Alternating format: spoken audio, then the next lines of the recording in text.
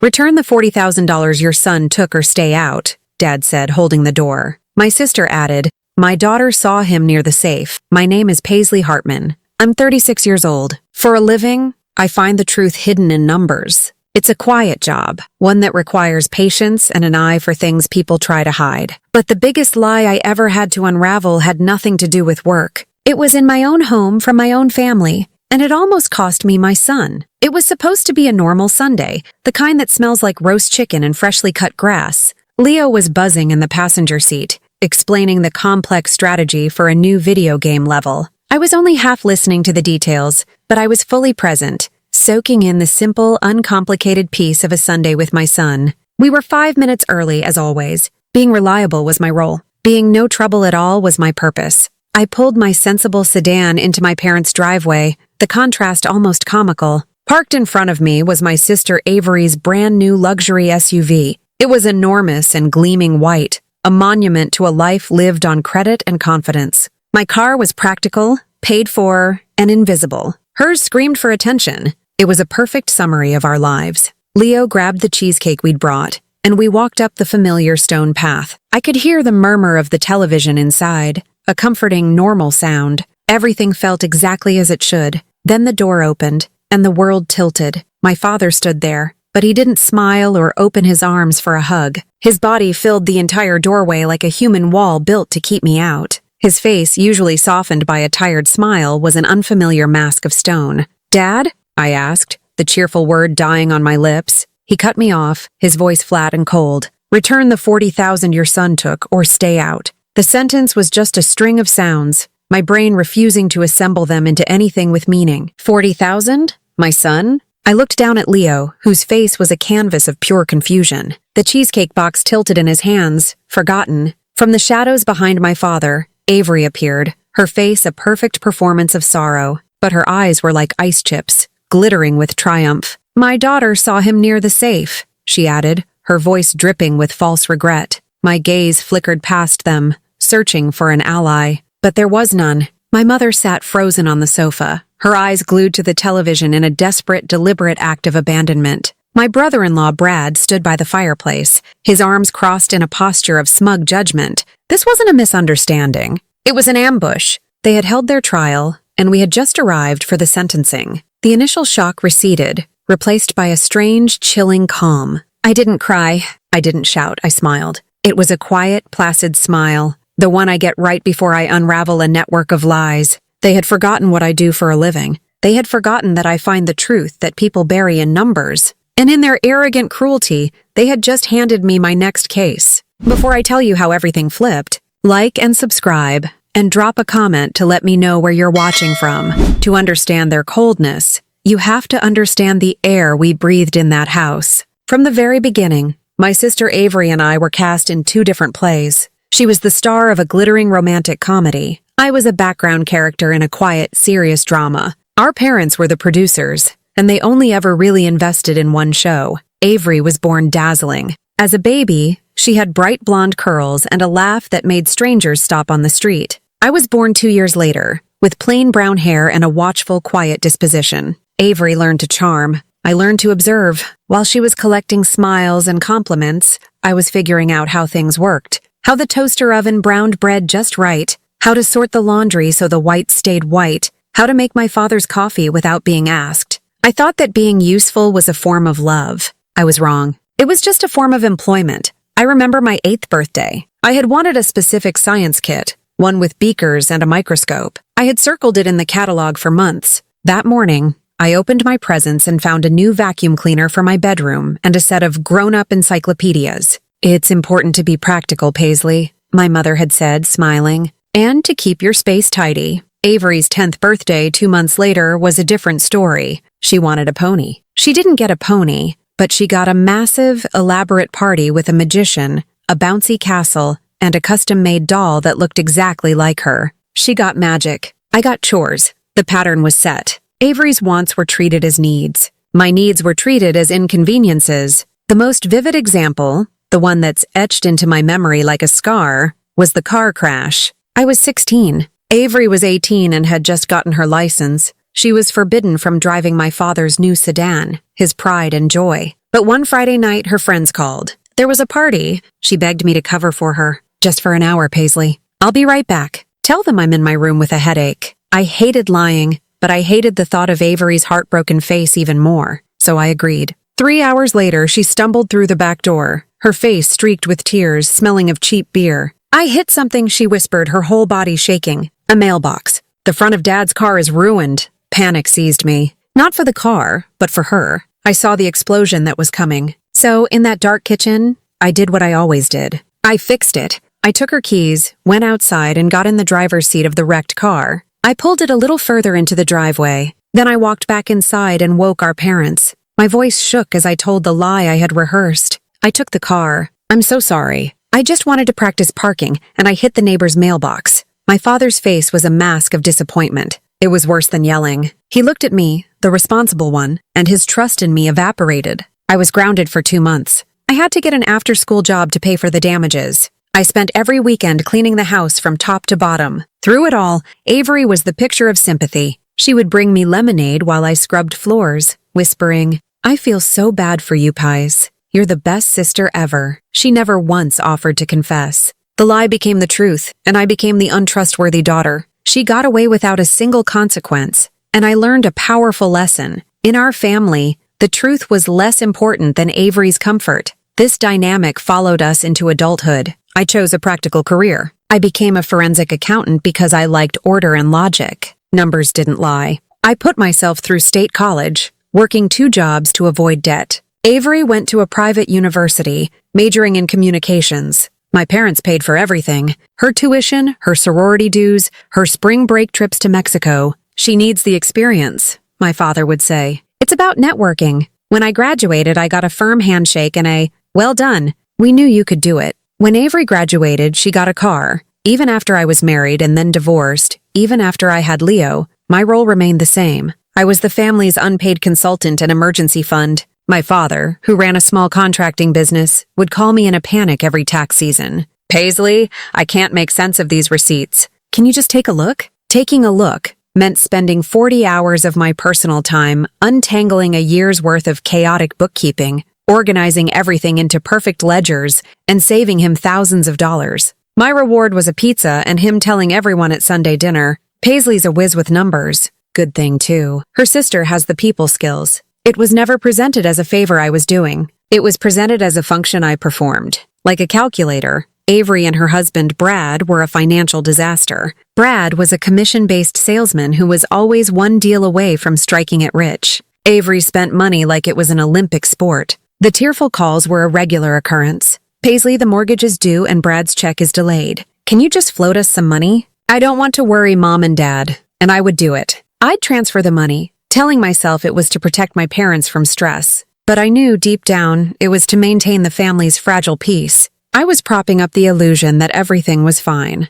that Avery, the golden child, was a successful adult. My savings account dwindled, but the family's perfect portrait remained intact. Standing on that doorstep, hearing them accuse my son, was like a film of my whole life playing back in an instant. Every sacrifice I'd made, every lie I'd absorbed, every time I'd put their comfort ahead of my own well-being, it had all been for nothing. It hadn't earned me their love or their trust. It had only taught them that I was a resource to be used and discarded. My silence had been my biggest mistake. I had let them define me as the quiet, capable, endlessly forgiving ghost in the family machine. I was so busy fixing their problems that I never stopped to ask if they were worth fixing. They hadn't just accused my son of theft. They had, in that one moment, devalued my entire existence. They had looked at my 36 years of loyalty and decided that a convenient lie was worth more. They thought they knew me. They thought I was the fixer. They were about to find out that a fixer knows exactly how things are put together, which means they also know exactly how to take them apart.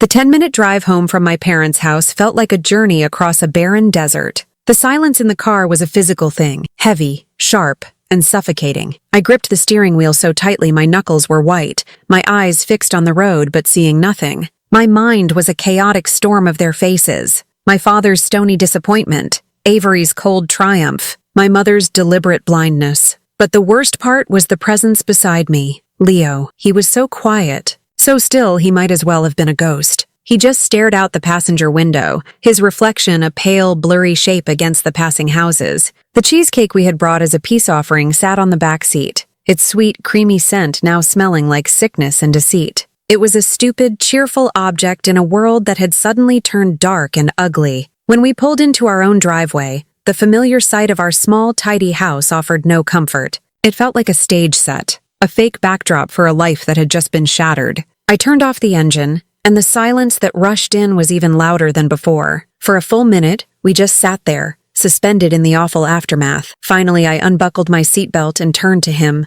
"Leo," I started, but my voice broke. I cleared my throat and tried again. "Let's go inside." He nodded, not looking at me, and slowly got out of the car. I followed him, leaving the cheesecake to melt on the back seat. I couldn't stand to look at it. Inside, the house was quiet. Leo dropped his keys in the small bowl by the door, a habit I had taught him. He was always so careful, so methodical. He took off his shoes and lined them up neatly by the wall. These small acts of his usual, orderly self were almost unbearable to watch. He was trying so hard to pretend that things were normal. He walked into the living room and stood in the middle of the rug, looking lost. His shoulders were hunched, and he seemed to have shrunk. He was all gangly limbs and teenage awkwardness. But in that moment, he looked as small and vulnerable as he did when he was 5 years old. "Mom," he said, his voice so quiet I could barely hear it. He finally turned to face me, and his eyes were wide with a confusion so deep it felt like a physical wound. Why did Grandpa say that? Why would he think I would steal from him?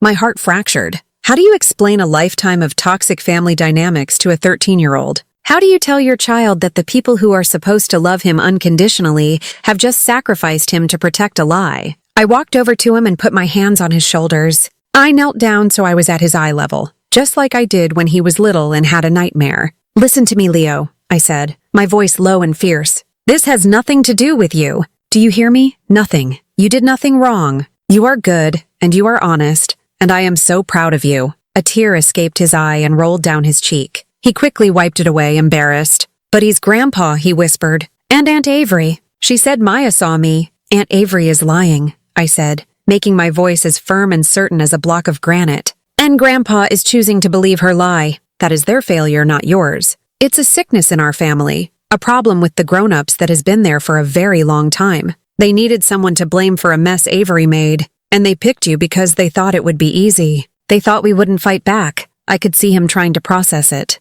The simple black and white world of a child was colliding with the ugly gray mess of adult cowardice. He believed me, but he couldn't understand the why. "Are they going to call the police?" he asked, his voice trembling. My father's threat. "We can make it public." The cold fury I'd felt at the door surged back, hot and protective. "No," I said, with a certainty I didn't entirely feel. "They will not. Because we are going to fix this. Not by giving in, but by telling the truth. The real truth." He just nodded, the fight seeming to drain out of him. "Okay," he mumbled. He turned and walked down the hall to his bedroom, closing the door softly behind him. I stood there in the empty living room, listening to the quiet click of the latch. My son, my gentle, brilliant boy, was in his room, trying to understand how his own family could think he was a thief. My son, whose bedroom was a testament to his character. It was an organized landscape of creativity. On his desk, an old radio was carefully disassembled, its parts sorted into little trays, a project he was working on to see if he could make it Bluetooth compatible. His bookshelf wasn't filled with comics,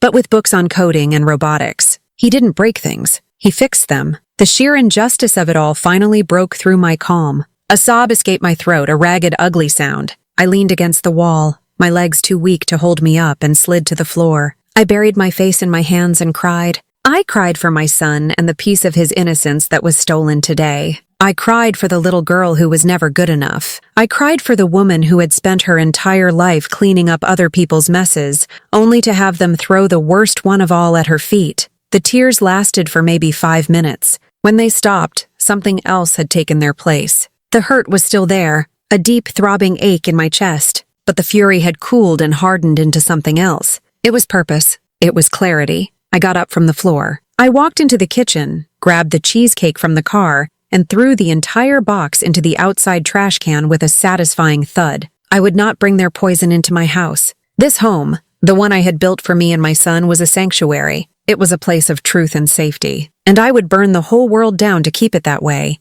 They had targeted my son. They thought he was the weakest link. They had forgotten that a mother protecting her child is the most dangerous force on earth. My father wanted to handle this like family. Fine, I would. I would perform a full financial autopsy on their secrets, and I would present my findings. The audit was beginning. That night, after Leo was asleep, I sat at my dining room table, the house dark and silent around me. The only light was the cold blue glow of my laptop screen. My mind kept replaying my father's words, Avery's smirk, my mother's averted eyes. But another memory kept pushing its way through the noise, a memory from 3 months ago that now felt less like a conversation and more like a confession. I was at my office, buried in a complex fraud case for a corporate client. It was a messy one, full of shell companies and offshore accounts. I was tracing a series of ghost payments, my screen filled with spreadsheets and bank ledgers. I was in the zone, that deep state of concentration where the numbers start to tell a story. Then my personal cell phone buzzed,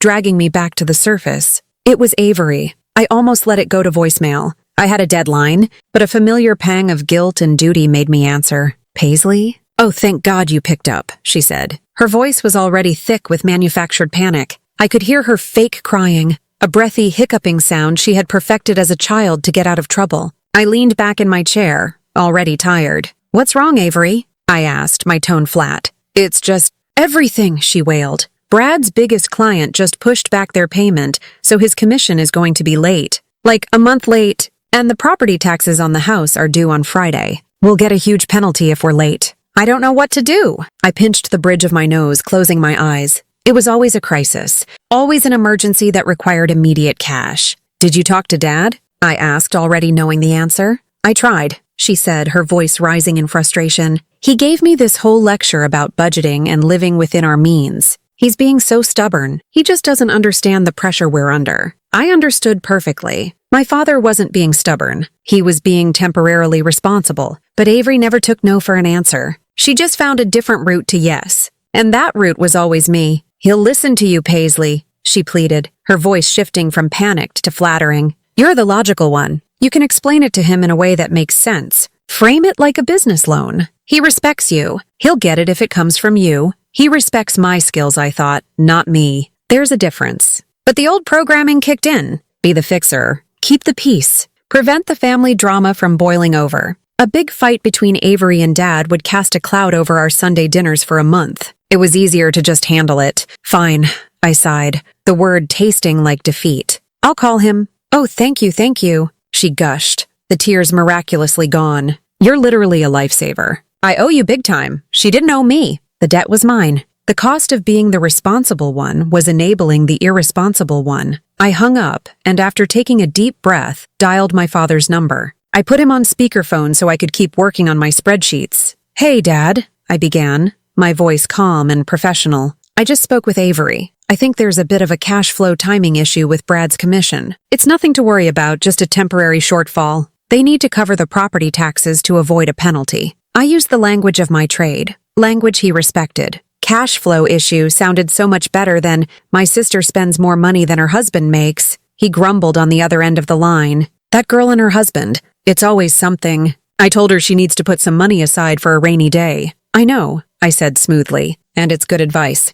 Think of this as a short-term, interest-free loan to bridge the gap. It's a smart financial move to avoid the government penalty. There was a long pause. I heard the sound of his desk chair creaking. Then, I heard a sound that I knew as well as my own heartbeat, the heavy metallic groan of his old safe being opened. It was a floor safe hidden under a rug in his closet. It was his fortress, his personal bank, his symbol of patriarchal power. He loved telling the story of how he had it installed, how it was made of reinforced steel, how only he knew the combination. But it wasn't a fortress. It was a crutch. It was the tool he used to rescue his favorite daughter, allowing him to play the hero while avoiding any real confrontation about her problems. All right, he said with a heavy sigh. Tell her to come over. But you tell her this is the last time, Paisley. I mean it. He didn't mean it. We both knew it. I will, Dad. Thanks, I said, and we hung up. Now, sitting in my dark dining room, that memory felt toxic. It was the key. Avery had needed a significant amount of money. She had been denied,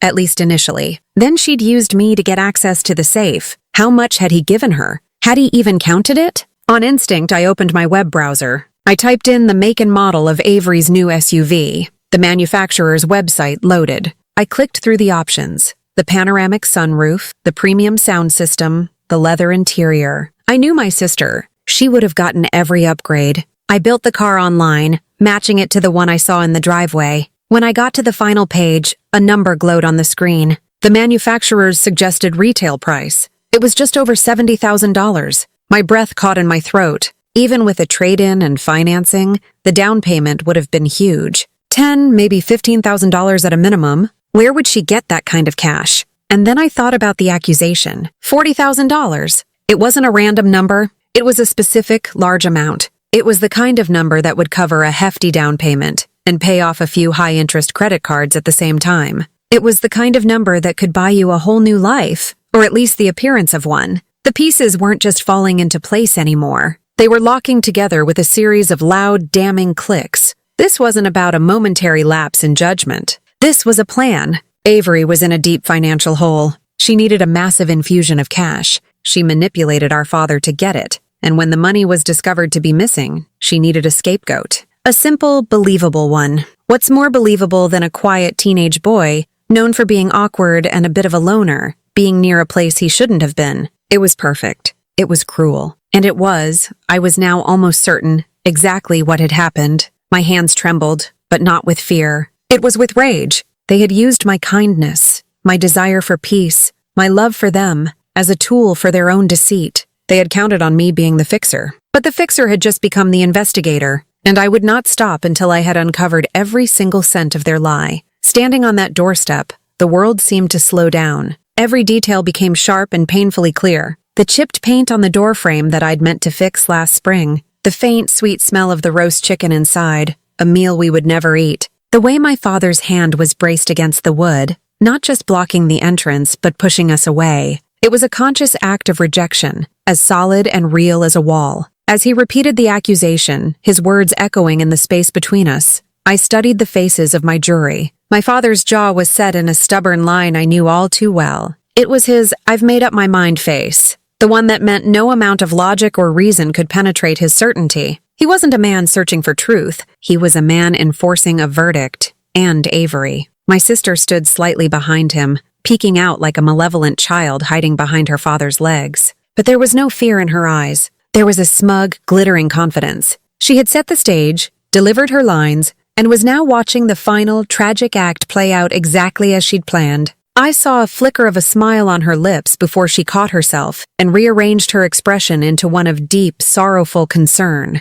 It was a masterful performance. She was mourning the loss of a relationship she had just purposefully murdered. My mother was the worst. She sat on the couch, her back to us, her head tilted towards the blare of a game show on the television. She was so still, she could have been a statue of willful ignorance. Every muscle in her body was screaming her refusal to participate, to see, to defend. Her silence wasn't neutral. It was an endorsement. By looking away, she was casting her vote with them. She was choosing her comfortable peace over her daughter's pain and her grandson's honor. Brad, Avery's husband, just stood there, his arms crossed, radiating a kind of passive hostility. He was a weak man, a man who followed his wife's lead in all things. His presence was just another body on their side of the battlefield, another voice in the chorus against us. A lifetime of swallowing my feelings, of being the calm in their storm, had prepared me for this moment. They expected tears. They expected hysterics. They expected a screaming match that they could later use as proof of my instability.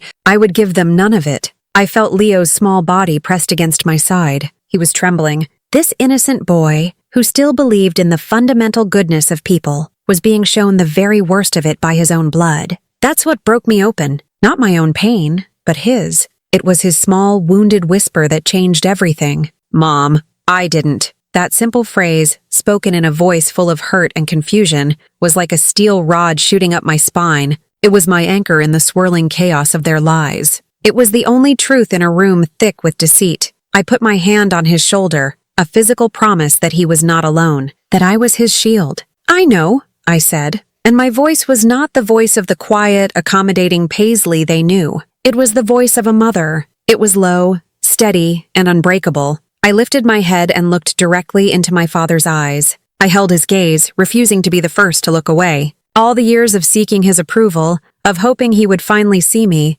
truly see me, fell away. I didn't need his approval anymore. I didn't need anything from him. Listen to me very carefully, I said. My tone was devoid of pleading or anger. It was a statement of fact, a declaration of a new reality. This is the moment you decide. If you truly believe my son, your grandson, is capable of this, if you choose her lie over his truth, then we will not step foot in this house again. There is no coming back from this. This is the end of that road. I had laid it all out. I had made him choose. For a brief, agonizing second, I saw a flicker of conflict in his eyes, a shadow of the father he used to be, the one who taught me right from wrong. He looked at me. Then his gaze shifted to Avery, who was now staring at him, her eyes wide with a silent demand. Protect me. Choose me. And he did. He always chose her. The conflict vanished, replaced by that familiar, stubborn pride. He was the patriarch. He had made a decision, and he would not be questioned. Then stay out, he said. The words were quiet, but they landed with the force of a physical blow. He didn't yell. He didn't slam the door. He simply held his ground, his body a living barrier between his family and the daughter he was disowning. The finality of it was absolute. There was no negotiation. No room for appeal. I squeezed Leo's shoulder. Come on, sweetie, I said softly. I turned my back on them. I turned my back on the house I grew up in, on the family who had just betrayed me in the most profound way imaginable. I did not say goodbye. I did not offer one last look of anger or sorrow. To do so would have been to give them more of myself, and I had nothing left to give. As Leo and I walked down that familiar stone path, each step felt heavy, momentous. It was a funeral march for the family I thought I had. I could feel their eyes on my back, but I did not turn around. Looking back was for people who thought there was something worth seeing. For me, there was only the future, and my son walking beside me. We got into the car, and I closed the door, the sound shutting out the world we had just left behind. As I started the engine, a cold, clear thought settled in my mind, as sharp and precise as a line on a balance sheet. People who live in denial,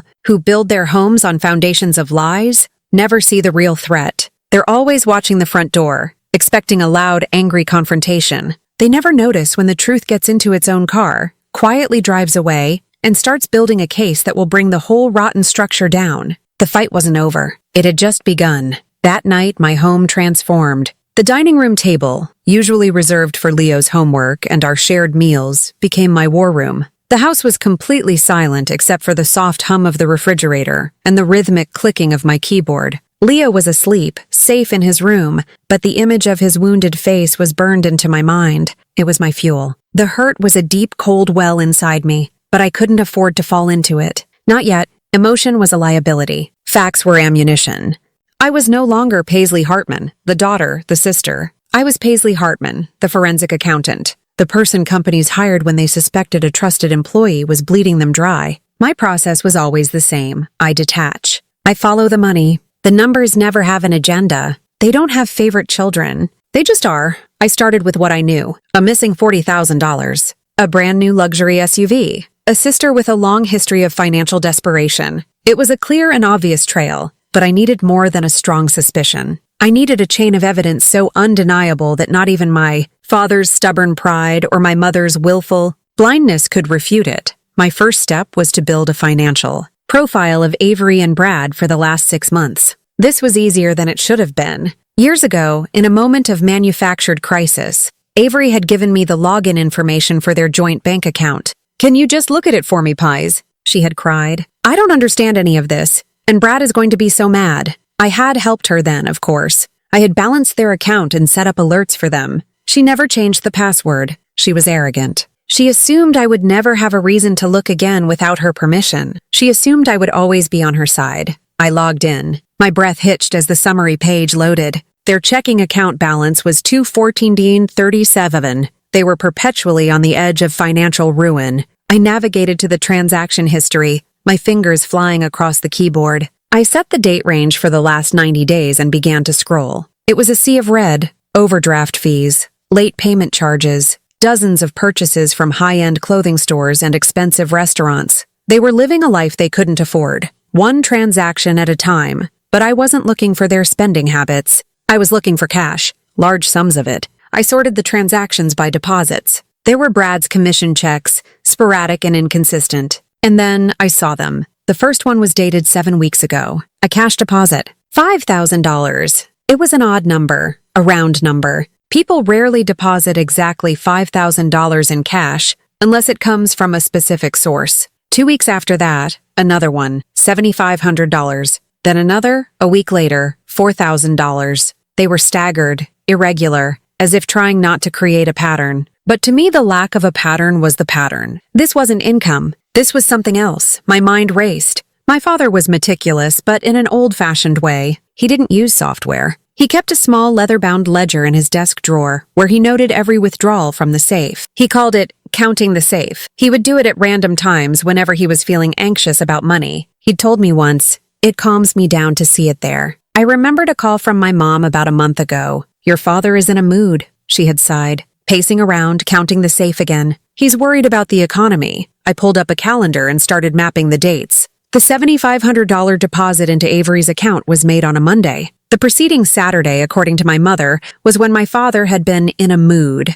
It was a link, but it was still circumstantial. I needed something solid. The SUV was the centerpiece. A vehicle like that isn't bought with a series of small cash deposits. There would have been a significant down payment. I opened a new browser tab and searched for the largest Lexus dealership in my parents' area. Their website was glossy and corporate. Under their testimonials section, I found what I was hoping for, a photo of a beaming couple standing next to a new car. The dealership often posted these on their social media pages. I went to their Facebook page. I scrolled back through their posts week by week. It was a long shot. But Avery loved the spotlight. She would never pass up an opportunity to have her success documented. And there it was. Dated 8 weeks ago, a picture of Avery and Brad, grinning from ear to ear, standing next to a gleaming white SUV identical to the one in the driveway. The caption was nauseatingly cheerful. "Congratulations to Brad and Avery Hartman on their beautiful new Lexus RX 350. Welcome to the family." My heart was pounding now. I clicked on the photo. In the background, through the dealership's large glass window, a sign was visible. It was a promotional sign for a financing event, and on it was the date. The photo was taken on a Friday. The following Monday, the first large cash deposit appeared in their bank account. This was the anchor point. I now had a timeline, but I still needed to connect the cash to my father's safe. It was the missing link. Then I remembered something else. About a year ago, there had been a couple of minor break-ins in my parents' neighborhood. My father, obsessed with security, had bought a set of motion-activated security cameras. He'd had trouble setting up the app on his phone. Guess who he had called for help? I had installed the system for him. I had configured the cameras, set the motion detection zones, and linked it all to an app on his phone and iPad. I also, as a backup, linked the account to my own email address. "Just in case you forget the password, Dad," I had told him. He had never removed my access. He had forgotten all about it. My hands were trembling as I opened the app on my laptop. I logged in with my credentials. The system was live. I could see the camera feed from the front porch, the driveway, the back door, and one more. The one I was looking for. There was a small, discreet camera pointed down the main hallway, the one that led to the master bedroom. He'd wanted to be able to see if anyone was walking toward their room at night. The app stored motion-activated recordings in the cloud for 90 days. My heart felt like a drum against my ribs. I navigated to the event history and set the date range, starting from the day before the SUV was purchased. I started scrolling through the video clips. They were mostly just a few seconds long. My mother walking down the hall with laundry. My father heading to the kitchen for a late-night snack. My niece Maya running past with a toy. I worked my way forward, hour by hour, day by day. It was painstaking. My eyes burned from staring at the screen. I drank coffee after coffee, the caffeine sharpening my focus. And then I found it. The timestamp was from 2 months ago, a Tuesday afternoon. I knew my father was at his Rotary Club meeting, and my mother was at her book club. The clip was 34 seconds long. The video showed the empty hallway. Then, a figure appeared from the left, from the direction of the living room. It was Avery. She was walking quickly, almost furtively. She glanced over her shoulder, back down the empty hall as if to make sure no one was there. In her right hand, she was clutching a thick white bank envelope, the kind used for cash. She disappeared into the master bedroom at the end of the hall. 20 seconds later, she emerged. Her hands were empty. She walked back down the hall and out of the frame. I watched the clip again, and a fourth time. It was her. There was no doubt. She was in the house when no one else was home, walking out of the bedroom where the safe was located, moments after holding a cash envelope. I took a screenshot. A clear, perfect still image of my sister caught in the act. I saved it to my desktop. I spent the rest of the night and all of the next day gathering everything. I downloaded Avery's bank statements and highlighted every suspicious cash deposit. I printed the dated photo from the Lexus dealership's Facebook page. I printed a copy of the sales listing for the SUV, showing its high value. I printed the screenshot from the security camera footage. I placed each piece of evidence into its own clear sleeve and then into a separate manila folder. I typed up labels for each one. My hands steady now. Exhibit A, bank statements. Avery and Brad Hartman exhibit. B, vehicle purchase documentation exhibit. C, timeline of cash deposits. Exhibit D, surveillance footage. Still, when I was done, the sun was coming up, I stacked the folders neatly and placed them in a small, sturdy banker's box. It looked just like the boxes I took to my clients when I presented the findings of an audit. I felt a profound, chilling calm. The emotional storm had passed. I was left with the cold, hard certainty of the numbers. I wasn't going back to my father's house to plead my case. I wasn't going to yell or cry. I was going to present my findings. I was going to show them the truth they had decided to ignore, and it would be irrefutable. Wednesday evening felt like the calm before a hurricane. A heavy, unnatural stillness hung in the air as I drove to my parents' house. I had called my father earlier in the day, my voice level and devoid of emotion. "I have some information regarding the missing money," I said. "I think it's important that you, Mom, Avery, and Brad are all present. I will be there at 7. He had grunted an affirmation, a sound that was a mixture of surprise and suspicion. He likely expected me to come back begging for forgiveness, perhaps with a ridiculous payment plan to return money we never took. He was not expecting this. The banker's box sat on the passenger seat beside me. It was my shield and my sword. Inside it wasn't just paper. It was the truth. It was the story of their betrayal, told in the clean, irrefutable language of dates, times, and dollar signs. I felt a strange sense of detachment, as if I were heading to a client meeting and not a confrontation that would either save my son's name or shatter my family forever. The pain was still there, a low hum beneath the surface, but my focus was absolute. I parked on the street this time, not in the driveway. It was a small act of separation, a declaration that I was no longer part of the inner circle. I walked up the path, the weight of the box feeling solid and reassuring in my hands. My father opened the door before I knocked. He looked tired, his face etched with new lines of stress. He saw the box and his eyes narrowed. "What's all this?" he asked, his voice rough. "My findings," I said simply, and walked past him into the living room. The scene was set like a grim tableau. My mother was perched on the edge of the sofa, her hands twisting a handkerchief in her lap. Avery was sitting in an armchair, trying to project an air of bored indifference, but the tense set of her shoulders gave her away. She was wearing an expensive silk blouse, a piece of armor for the battle she thought she had already won. Brad sat beside her, scrolling endlessly through his phone, a man trying to make himself invisible. No one greeted me. The air was thick with resentment. I didn't wait for an invitation. I walked to the large coffee table in the center of the room and placed the banker's box on it with a firm, definitive thud. The sound made them all flinch. "Before anyone says anything," I began, my voice clear and steady, cutting through the silence. "I want to be very clear. This is not a discussion. This is not a negotiation. I am here to present you with facts. What you do with them is up to you." I opened the box and took out the first folder, labeled Exhibit A. I opened it and laid out the printed bank statements on the table, facing them. "These are Avery and Brad's bank statements for the last 3 months, I said, my voice as neutral as if I were reading a weather report. "As you can see, they have been operating at a significant financial deficit for some time. Lots of overdraft fees, late charges, a very precarious situation." Brad looked up from his phone, his face flushing with anger. "You have no right." "I have every right," I cut him off, my gaze unflinching. "You made this my business when you accused my son of being a thief to cover your tracks." I let that sink in before continuing. I picked up the next folder, Exhibit B, Vehicle Purchase. I laid out the photo from the dealership's Facebook page. Avery's smiling face stared up at them. "This is the new Lexus. It was purchased 8 weeks ago, a car with an MSRP of over $70,000. A significant purchase for a couple with $200 in their checking account." Avery scoffed, a brittle, nervous sound. "We got a great financing deal, and we used our savings for the down payment." "Let's talk about that down payment," I said, moving to my next folder. Exhibit C, Timeline of Cash Deposits. I laid out a spreadsheet I had created. On one side was a list of dates. On the other, a list of cash deposits made into their account. Funny thing about your savings, Avery.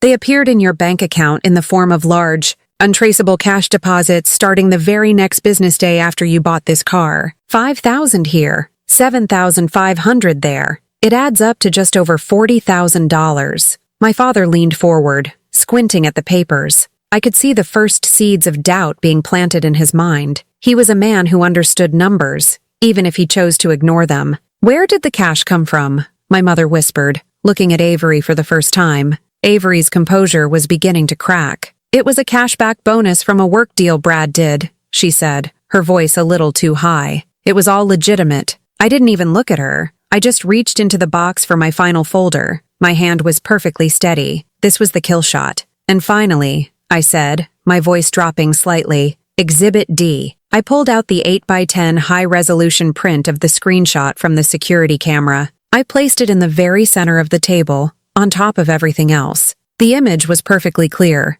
Avery, in the hallway, looking over her shoulder. The white bank envelope clutched in her hand. The timestamp in the corner. 2:14 p.m. on a Tuesday when she knew no one would be home. The room fell into a profound, bottomless silence. The only sound was the ticking of the grandfather clock in the hall, each tick marking a second of Avery's world collapsing. My mother let out a small, strangled gasp. She brought the handkerchief to her mouth, her eyes wide with horror. My father stared at the picture, his face turning a sickly, pale gray. He picked it up with a trembling hand, bringing it closer to his face as if he couldn't believe what he was seeing. It was his own hallway, his own daughter, his own security system, betraying the secret he hadn't even known he was keeping. Avery stared at the photo, her face completely white. All the smugness, all the confidence, had drained away, leaving behind the terrified, guilty face of a cornered liar. Her lip began to tremble, but the most telling reaction came from Brad. He looked at the photo,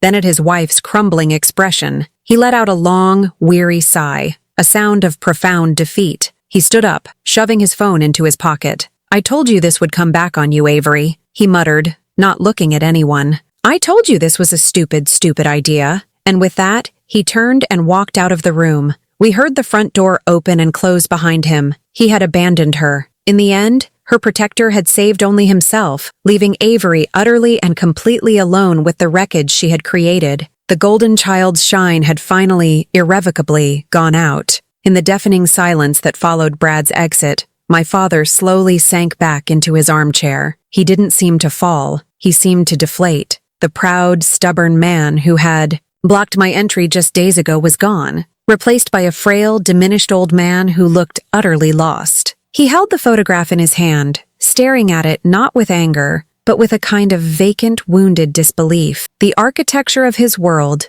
the one where Avery was perfect and everything was under his control, had been demolished in an instant. My mother began to weep. It wasn't loud or dramatic. It was a quiet, continuous flow of tears, the kind that come from a place of deep, irreparable damage. She rocked back and forth slightly, her gaze fixed on Avery. "Avery, honey, tell me it's not true," she whispered, her voice cracking. "Tell me there's a mistake. Tell Paisley she made a mistake." It was a last desperate plea for the lie to hold, for the comfortable reality to reassert itself, but the evidence was too overwhelming. The numbers were too cold, the photograph too clear. Avery finally broke, her face crumpled, and she let out a raw, desperate sob. "I panicked," she cried, the words tumbling out in a rush. "Brad was going to leave me. We were going to lose the house. The bills were just everywhere. I didn't know what else to do. I was going to pay it back. I swear I was going to pay it all back." She was playing her last card,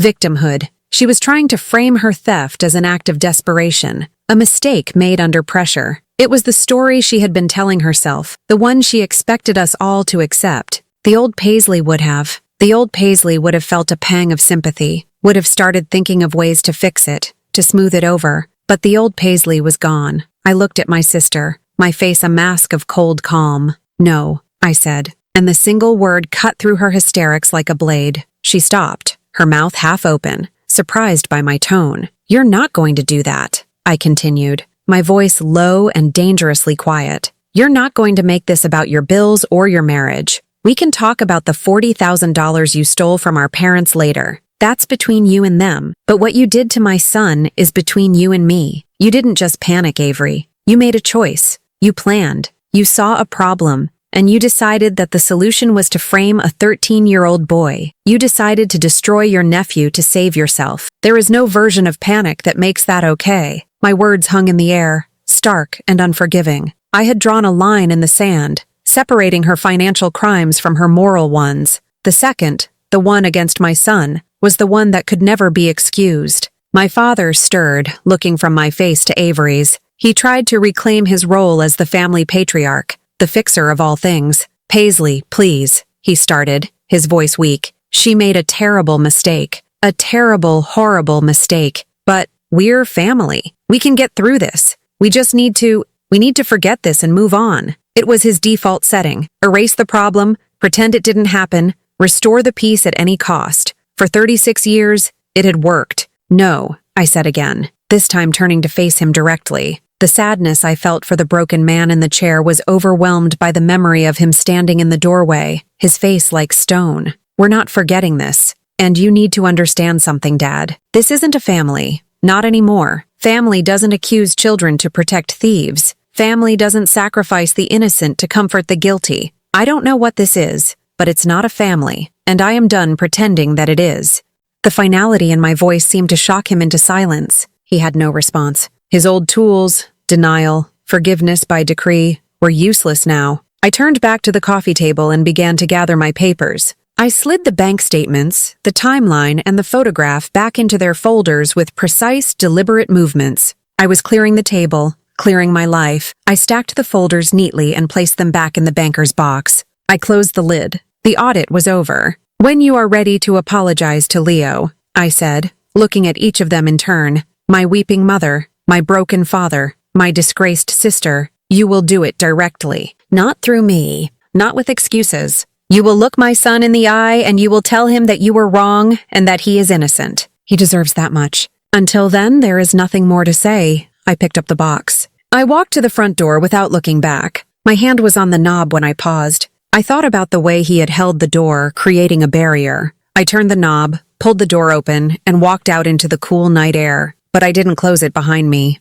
I left it wide open. I wanted them to sit there in their shattered living room, with the evidence of their lies spread out on the table. I wanted them to feel the draft. I wanted them to see the dark, empty space where I used to be, the space they had created. It wasn't a gesture of hope, of leaving a way back for them. It was a statement. I was out in the world, in the truth, and I was leaving the door open so they could see exactly what they had chosen to lock themselves inside with. The mess, the lies, and each other. The weeks that followed the confrontation were defined by a profound and unsettling silence. The constant low-level hum of anxiety that had been the background music of my life was gone. There were no frantic Sunday morning calls from my mother, trying to smooth over some argument between Avery and Dad. There were no tearful midweek texts from Avery, asking for a loan or a favor. The silence they left was vast. At first it felt like an amputation. I would find myself checking my phone, my body still conditioned to expect the next crisis. But as the days turned into a week, and then two,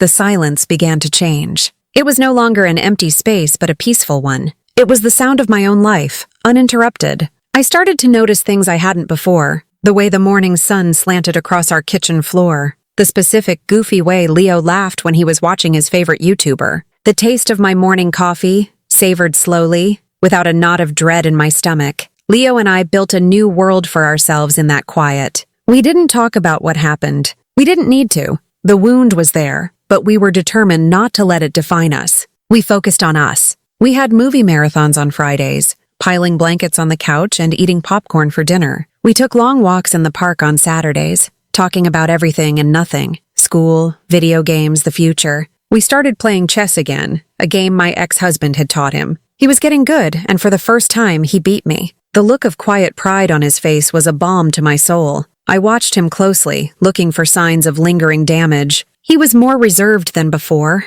a little less quick to trust. A layer of his childhood innocence had been stripped away, and that was a grief I held privately. But he was also stronger, more self-assured. He had faced the worst kind of betrayal and had come through it with his integrity intact, fiercely protected by his mother. Our bond, already strong, had been forged into something unbreakable. We were a team. One afternoon, about a month after the confrontation, I was working at the dining room table when the doorbell rang. My body tensed instantly. We weren't expecting anyone. I looked through the peephole and my heart dropped into my stomach. It was Avery. She was alone. She looked different, smaller. She wasn't wearing her usual uniform of expensive, perfectly coordinated clothes. She had on a simple pair of jeans and a gray sweatshirt. Her hair was pulled back in a messy ponytail, and she wore no makeup. The mask of the golden child was gone. All that was left was my sister. My first instinct was to keep the door locked, to pretend I wasn't home. I was not ready for this. I did not want this. But then I looked past her and saw Leo, who had heard the bell and was peeking out from the hallway, his face curious.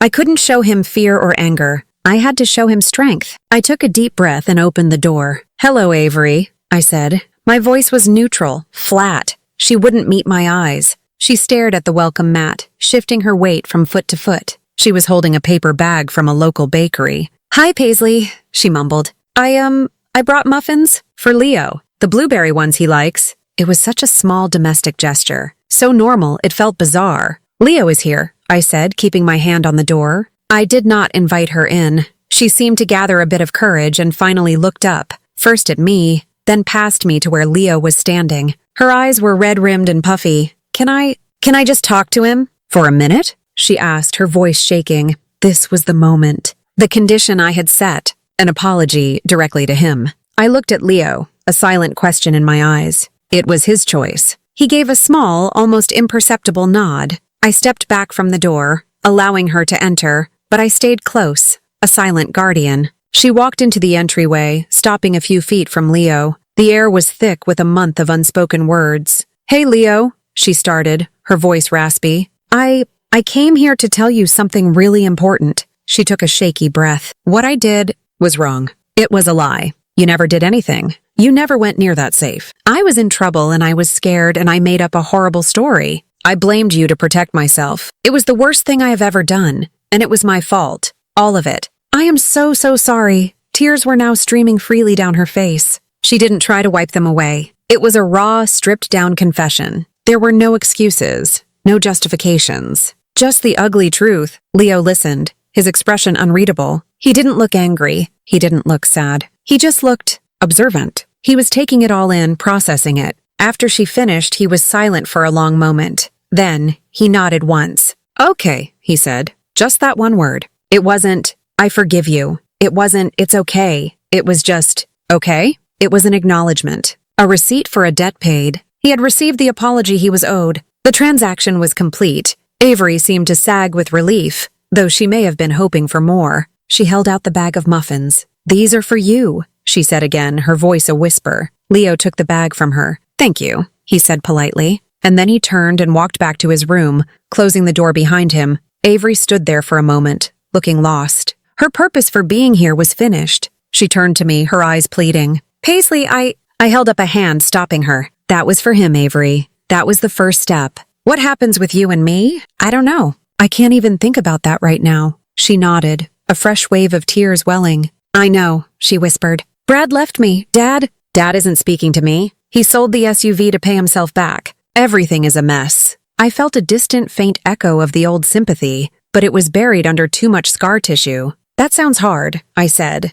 and the words were honest, but they were not an invitation. They were an observation from across a vast canyon she had blasted between us. She seemed to understand. She nodded again, wiped her eyes with the back of her hand and turned to leave. "Okay," she said. "I get it." I watched her walk down the path and get into an old, beat-up sedan I didn't recognize. As she drove away, I closed the door, and this time I locked it. It wasn't forgiveness. It wasn't a reconciliation, but it was something. It was the truth finally spoken aloud. And as I leaned against the door, I realized that my peace was no longer dependent on their actions. Whether they apologized or not, whether they fixed their lives or not, was their story. My story was here in this quiet house with my son, and it was enough. Months later, my phone rang with a number I hadn't seen in a long time. It was my father. I hesitated, then answered, keeping my voice calm and neutral. "Hello?" "Paisley," he grumbled. There was no apology in his tone. There never would be. He wasn't built for it. "Your mother wanted me to call. We've made a new rule. We installed a sign-in sheet for the safe. Anyone takes anything out, they have to write it down. The amount, the date, everything. I couldn't help but let out a short, dry laugh. It wasn't a laugh of humor, but of irony. He had treated a catastrophic moral failure like a bookkeeping error. He had found a procedural solution for a problem of the soul. Good, I said simply. Treat trust like a transaction. That way, you'll finally understand its cost. He was silent for a moment, the line crackling. Then he sighed, a sound heavy with resentment. You think you're better than us now, don't you? The question was meant to be an accusation, a final attempt to pull me back into the old dynamic of guilt and shame. But it had no power over me anymore. No, I said,